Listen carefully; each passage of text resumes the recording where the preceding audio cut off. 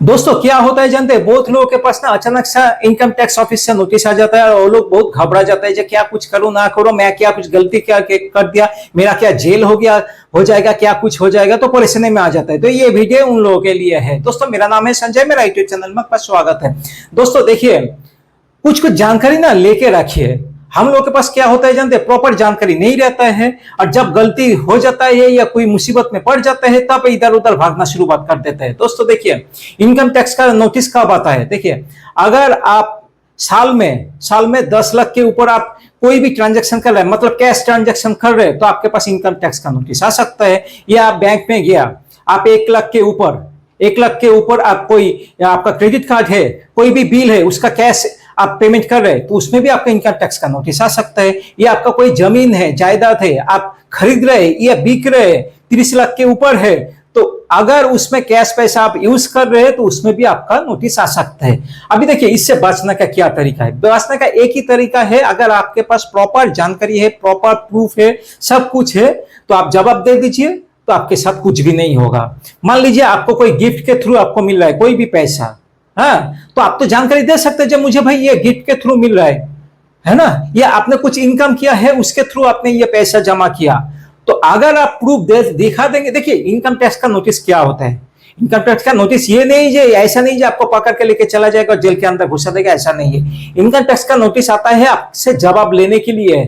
जब आप जवाब दीजिए जो ये पैसा आपके पास कहां से आया, अगर आप प्रॉपर जानकारी दे देंगे, जैसे मैंने ये इनकम किया है, ये मेरा पैसा है और मैंने ये उधर मैंने बिल जमा किया हो, 1 लाख जमा किया हुआ या साल में 10 लाख के ऊपर जमा किया हो, इसका जानकारी प्रॉपर मांग रहा है वो लोग नोटिस के थ्रू, और आपको प्रॉपर जानकारी देना पड़ेगा प्रूफ के साथ। अगर प्रूफ के साथ जानकारी दे दिया तो आपके साथ कुछ भी नहीं होगा। यही होता है इनकम टैक्स का नोटिस। अगर देखिए, इससे बचने का क्या तरीका है? देखिए, बचने का तरीका नहीं है कुछ भी। अगर आपके साथ, देखिए, आपका अगर अच्छा खासा इनकम है या नहीं भी है, मैं बोलूंगा हमेशा एक आईटीआर फाइल कर दीजिए।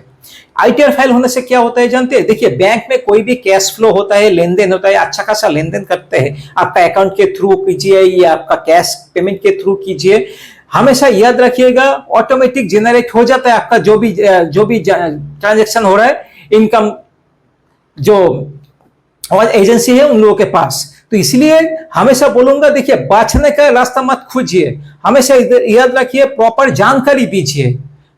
हाँ, आईटीआर का नोटिस आ रहा है तो उन लोगों को प्रॉपर जानकारी दीजिए। अगर जानकारी नहीं दे पा रहे तो मैं बोलूंगा जी, आईटीआर फाइल ओपन कीजिए। उसमें क्या होता है, देखिए, आईटीआर फाइल का मतलब ये नहीं है कि आप लाखों रुपया बहुत सारे इनकम करेंगे तभी जाके आपको आईटीआर फाइल ओपन करना पड़ेगा। आईटीआर फाइल का मतलब ये नहीं होता है।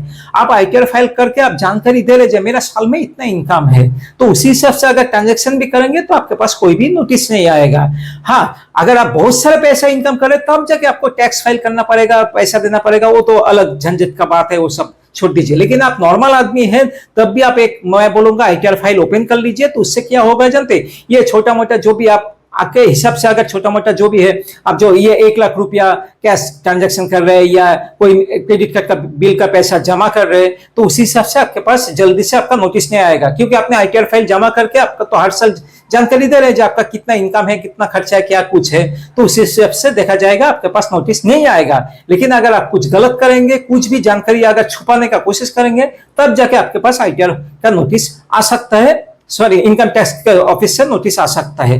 तो इसलिए बोलूंगा, प्रॉपर जानकारी रखिए, प्रॉपर जानकारी देने का कोशिश कीजिए, कुछ भी छुपाने का कोशिश मत कीजिए, तो देखिएगा सब कुछ ठीक हो जाएगा। अगर ये वीडियो अगर आप लोगों को अच्छा लगे तो लाइक एंड सब्सक्राइब कीजिएगा और मेरे साथ जुड़े रहिएगा। धन्यवाद, जय हिंद। और एक चीज, अगर आप मुझसे पर्सनली बातचीत करना चाहते हैं तो देखिए, इधर एक व्हाट्सएप नंबर है, इस नंबर पे फोन मत कीजिएगा, व्हाट्सएप मैसेज कीजिएगा, मैं शाम 6 बजे के बाद आपको कॉल बैक कर लूंगा। धन्यवाद, जय हिंद।